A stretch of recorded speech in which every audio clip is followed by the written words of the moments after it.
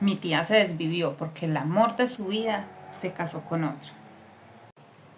Esto pasó por allá en el año como 75, 76, bueno, por esos lares, más o menos.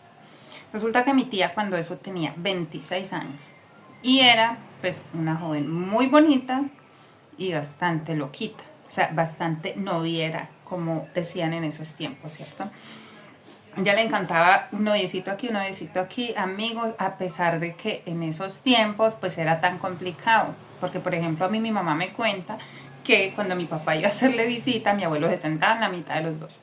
Más o menos por esos lares. Entonces, imagínese, el caso es que mi tía se las ingeniaba.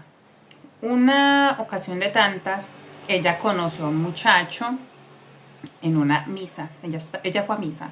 Y en la misa vio al muchacho. Eso fue amor a primera vista. Resulta que ese muchacho era el sastre del pueblo. Ella vivía en un pueblo que se llama Viterbo Caldas. El muchacho era sastre de ese pueblo. Entonces ella se enamoró de él y ella pues buscó la manera de que él le diera trabajo en su sastrería. Y efectivamente, dio resultados, ella se dio sus mañitas y fue a dar a la sastrería. Estando ya en la sastrería, pues hicieron una excelente amistad. Ella era pues súper atenta con él y él era súper amable, súper formal, pero hasta ahí.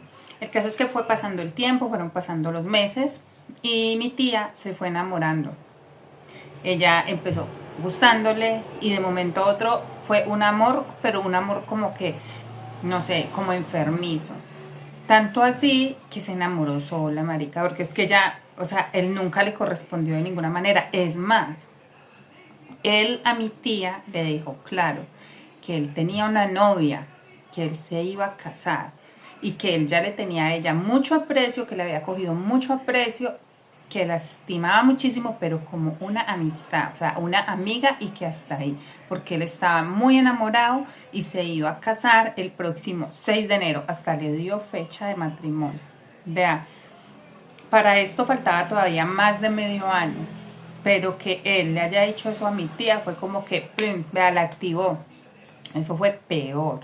Si hasta ese momento estaba intensa, imaginándose maricada sola, después de eso, después de ella saber que él se iba a casar, porque ella sí sabía que él tenía mujer, porque es que él siempre lo dejó claro, él nunca ocultó ni nada, sino que ella juraba y comía mocos, pues que tenía que estar con ella, que tenía que ser con ella, tenía que comprometerse con ella, porque es que lo que ella no quería tampoco que vamos a vacilar, no, ella lo que quería era que el man se casara con ella, o sea, ella quería ser la esposa.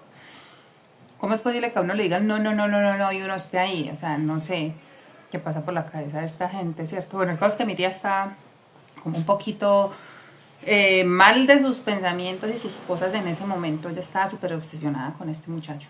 Vea, llegó un punto donde a él no le quedó más remedio que sacarla de ahí. Le tocó echarla, que ya no se la aguantaba y ya le estaba creando problemas con su prometida. Porque es que mi tía no entendía, marica, no entendía que no y que no y que no. Entonces al último ya es que ni amigos. Él la sacó de ahí y se alejó de ella. Ella igual manera todos los santos días iba a joderle la vida allá. Y no solo allá, en todo lado. Si el man está en el parque, allá le caía. Si estaba en la iglesia, allá le caía. O sea, donde estuviera, allá le caía a mi tía. Y ya no importaba si estaba solo o estaba con la prometida. No, a ella ya no le importaba nada. Hasta que llegó el momento en que ella lo amenazó a él. Y le dijo que si él se casaba, ella se iba a desvivir. Y que iba a ser culpa de él. El caso es que siguió así. Él lo que hizo fue ignorarla. Y fueron pasando los meses hasta que llegó enero. ¿Se acuerdan que les dije que él dijo que se casaba el 6 de enero? Pues bueno, el 2 de enero ella fue a hablar con él en horas de la mañana, lo buscó allá en el trabajo. Y efectivamente él volvió y le certificó que él se iba a casar. Mi tía no dijo nada. Ella se fue para la casa, se encerró en la habitación, cogió unos totes, los diluyó en agua panela y se tomó esa mezcla. Les cuento que mi tía se acostó. Toda la noche pues pasó normal. Abajo estaba pues mi abuela, mi abuelo y otros hermanos pues de mi tía. Y mi papá, hermano de mi tía, él había salido en ese momento. Había salido a comprar unas cosas porque él tenía que trabajar en horas de la noche. Entonces salió a comprar unas cosas para llevar y pues se iba de una vez para su trabajo. O sea que mi papá no estaba. Y él era pues la ñaña de ella y ella de él. Resulta que transcurrió toda la noche. Al día siguiente por la mañanitica pues mi tía no se levantó como era costumbre y mi papá todavía no había llegado del trabajo. Entonces mi abuela fue a despertar a mi tía, la puerta estaba abierta, entonces ella entró y antes de despertarla pues vio que en la mesita de noche había una taza y se le veía un ripio en el asiento. Entonces ella dijo como que, esta china que se tomó. La despertó y pues mi tía se despertó. Pero vean, que por ahí a la media hora de estar despierta, parecía un perro con gusanos. Ella se retorcía del dolor. Y mi mamá no, mi abuela le decía que se había tomado, porque ella vomitaba algo negro.